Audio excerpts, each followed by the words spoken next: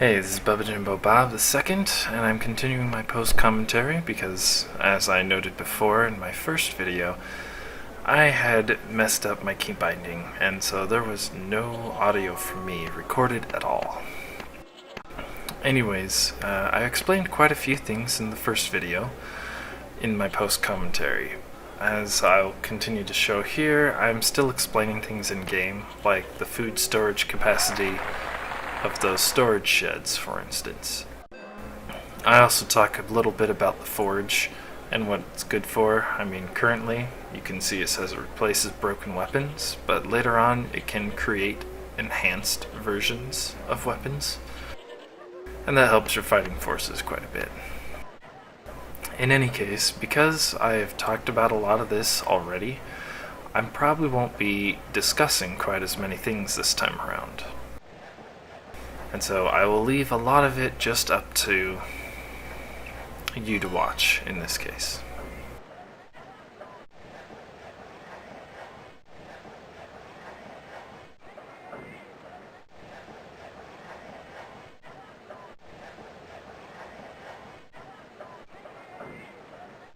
Here I believe I'm pointing out once again that these farms, the upgraded farms, produce a lot more gold and feeds more people when in the fall.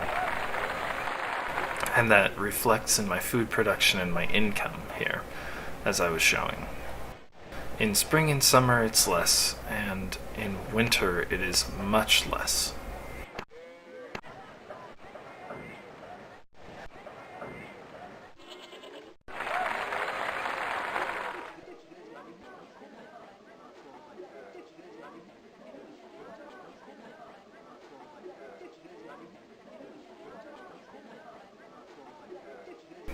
Here I believe I'm discussing that I'm getting much closer to getting a promotion, and that I'm growing at a pretty good rate considering this is before the first winter, which normally when a person plays, you don't get this far so quickly.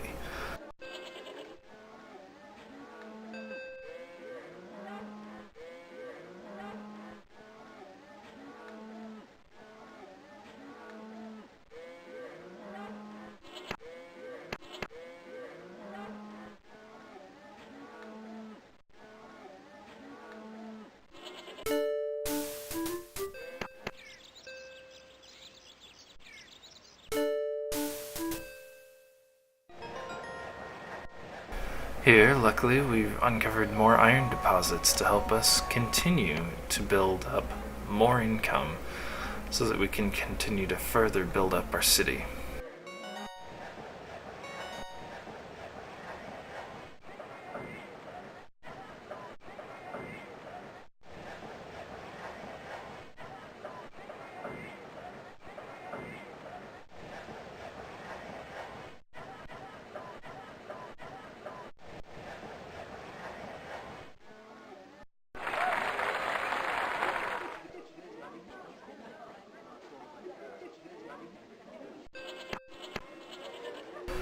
Right then, I pointed out how I now have full 100% access to the common fund, and I show it off here by checking the information in the marketplace. This just shows that I've built 10 marketplaces, and I can access all those, essentially, funds on credit.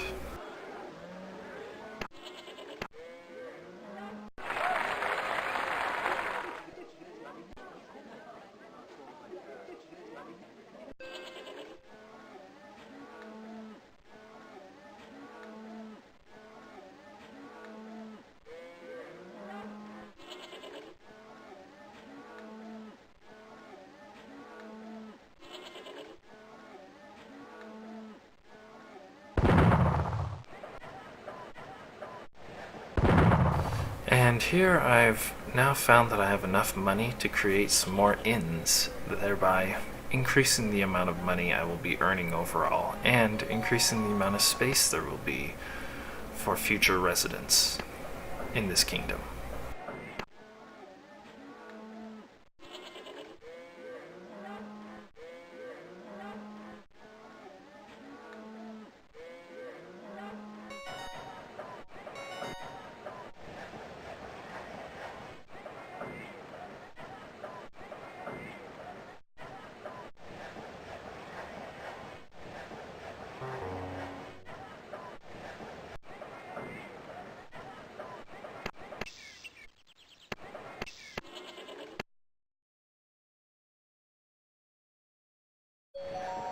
And there I go putting in some new farmland where the old iron mine was.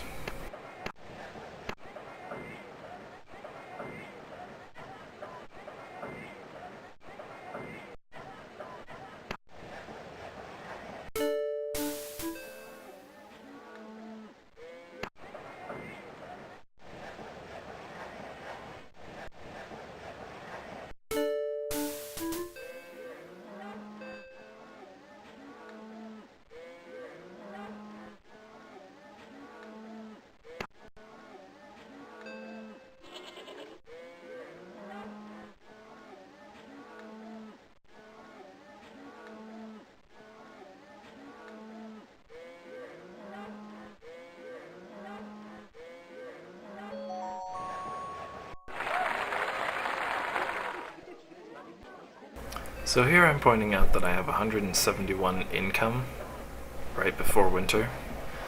And also, I'm also starting to build up a group of people, because the more people that are in an area, the faster structures and farms and such build. Here, now that it's changed back to winter, I show that it's now 77 versus 171, and how far my food production has dropped as well. And this just shows the importance of having adequate food production and income before you get into winter.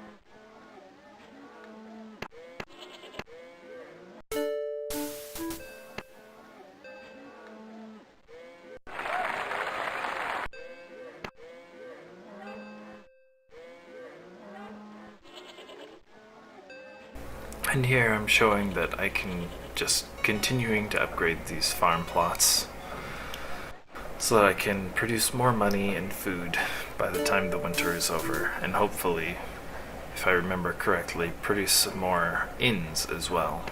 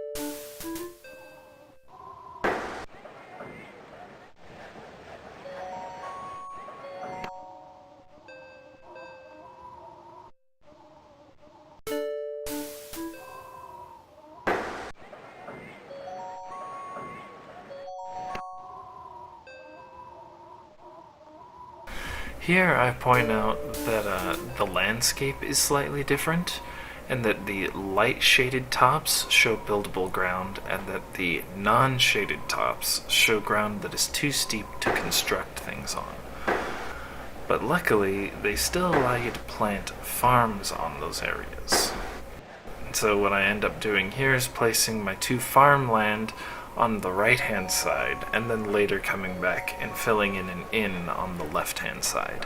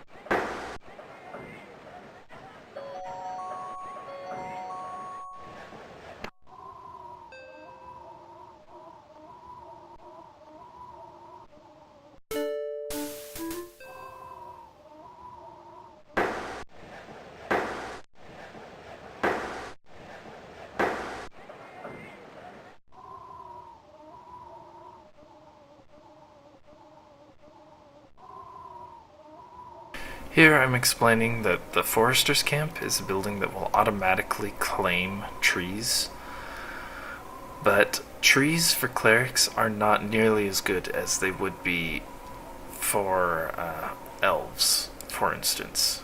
And so I won't ever build a Forester's Camp. Now, I was also pointing out the bazaar here, which is used to trade excess food produced for money. And it can be handy later on, because you'll probably end up producing a lot more food than you actually need. I also go on to talk about how I want to use this space to build some of these larger buildings, like a temple, a public bath, a vault, and they each do slightly different things. A vault will increase the amount of gold I can hold at any given time. A temple will increase the rate of training for my clerics, as well as increase the level to which they can gain extra experience. So when you first get one, I think it's something like can train up to level 6 or 8, and then when you upgrade it, it goes to level 12, and then so on. Public bath is listed as saying that it will increase the size of 5 units. And on its first level, it will increase those 5 units by 1 size. Now, what they mean precisely by size is beyond me. I know that it's some sort of bonus, but genuinely, beyond that, I have no clue. And lastly, there was also the Builder's Hall there, which, when it's constructed, it will automatically repair buildings on season changes. This means that should you have any guys disappear on a plot where you have buildings, then if they survive the season, then the Builder's Hall will automatically repair it. And so it'll give you a little extra time to get another person down there, or if you just simply missed it, because you can get quite a few buildings in this game, as you can see already, then it will just repair it automatically for you. Just be sure to make sure you have a guy sitting on the tile so that you make use of it, and make sure that your buildings stay well maintained. That way you're not having to spend gold to repair them.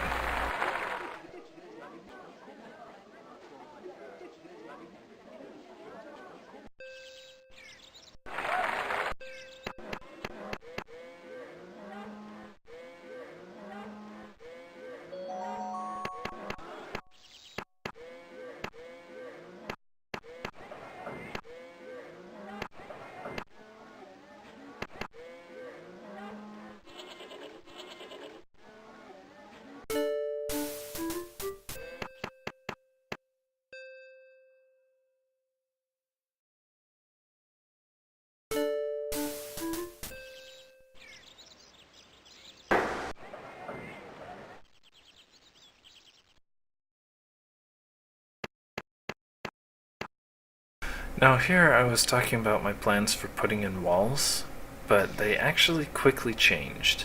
I decided I'd include a little more space on the outside edge. That way it wouldn't be quite so cramped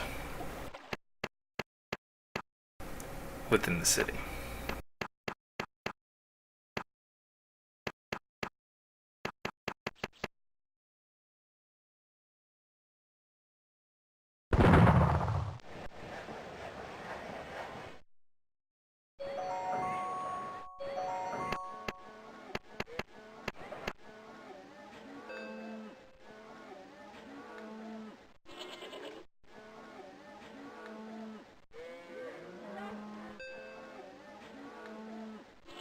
And when I click on that bar periodically, it's to call units to this location, and it will call unassigned or ready units. The thing is that it will usually call unassigned, not always, but I primarily do that just to see if there are any new people out, because I leave most of my people homed on a particular spot, so by clicking the bar, I can see whether any new people have arrived or not.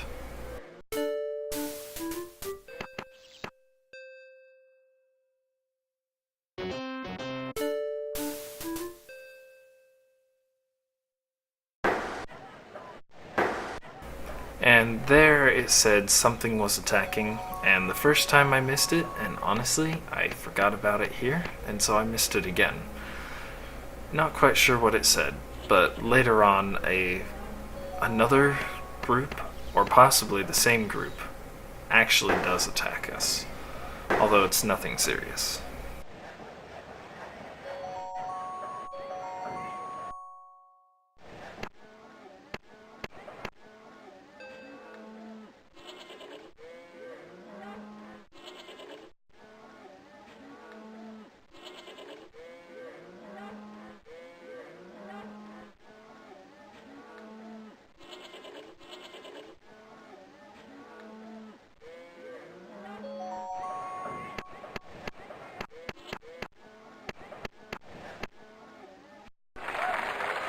As you can see, I'm just continuing to put down more inns to increase my housing for my population and to increase the income that I'm creating for my kingdom.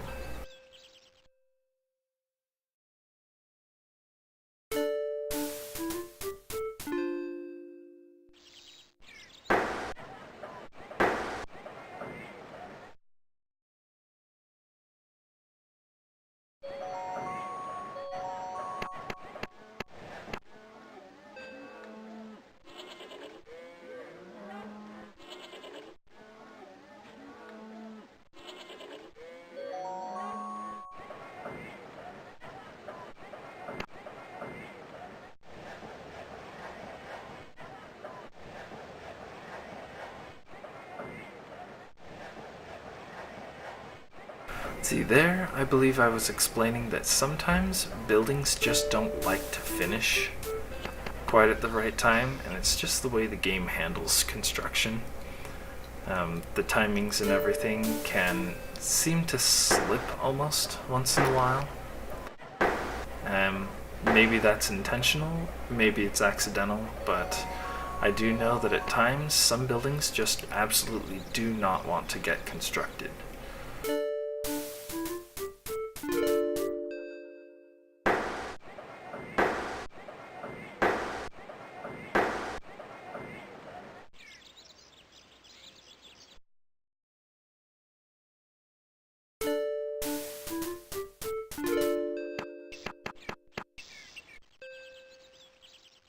And here I decided to move that cleric from one side to another to begin putting up my wall. Also, the screen shows that on this day it was declared to all realms that Baba Jumbo Bob shall henceforth hold the rank of Viscount in recognition for city management.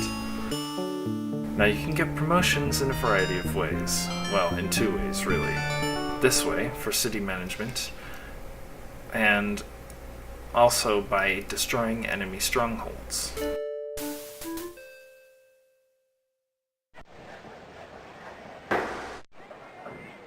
Now normally I would have excavated that rock, but because I know I want a wall here, I just want the walls to come up. And so even though I really wanted to excavate the rock, I decided in the end it would be better just to build the walls. Now there I'm showing that when you build the walls, it will show right across the bottom edge of your viewport. And so what that'll do is it'll show that your person is within the walls, and on the tile below, the enemy will not be able to cross over.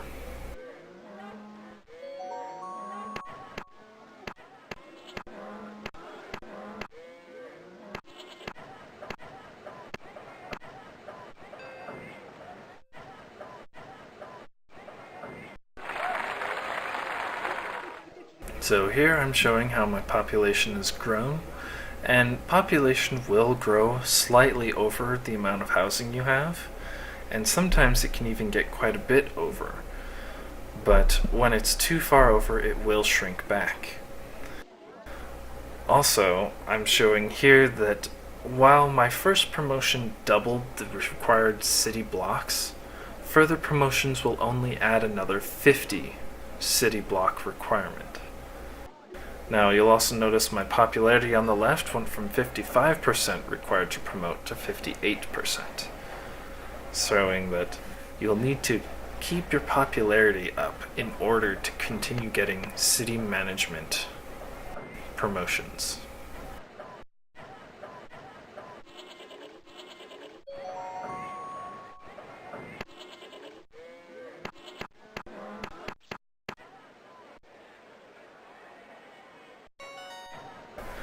And here I mentioned how I'm going to upgrade all these walls once, because as it turns out, there are monsters tall enough, giants, that can step over low walls. And so the taller your walls are, or the more upgraded they are, the fewer monsters that can step over the walls. Now flying monsters, like dragons, won't ever be stopped, but hill giants and fire giants, if you have upgraded walls, will not be able to cross those walls.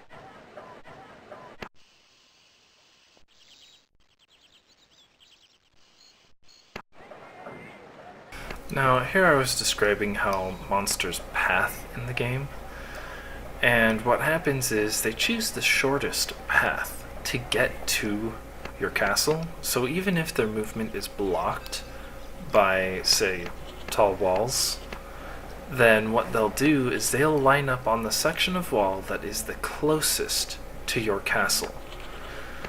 And, of course, should that wall ever fall, you're in big trouble, because then you just have a horde of monsters that beeline straight for your castle.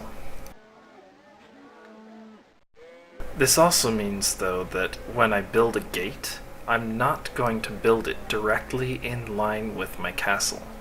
That way I can get troops outside of my walls, if I need to, without having to try and pass through a giant mob of monsters.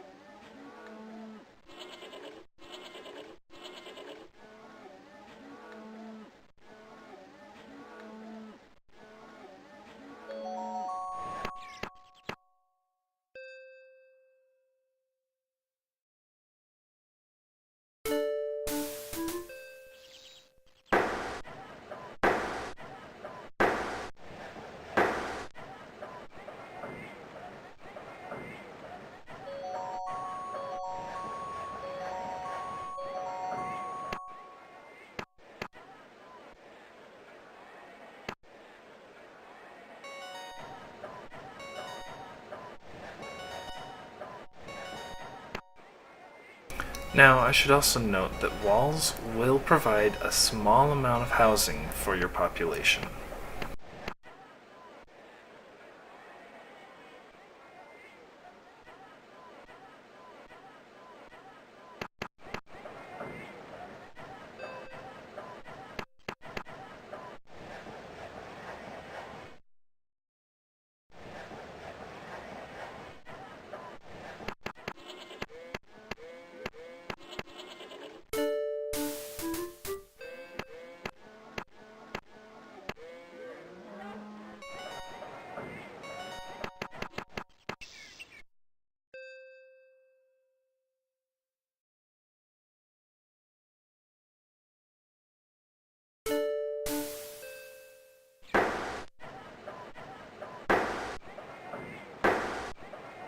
Anyways, the break is coming up here, so on the next segment I'll restart some more commentary.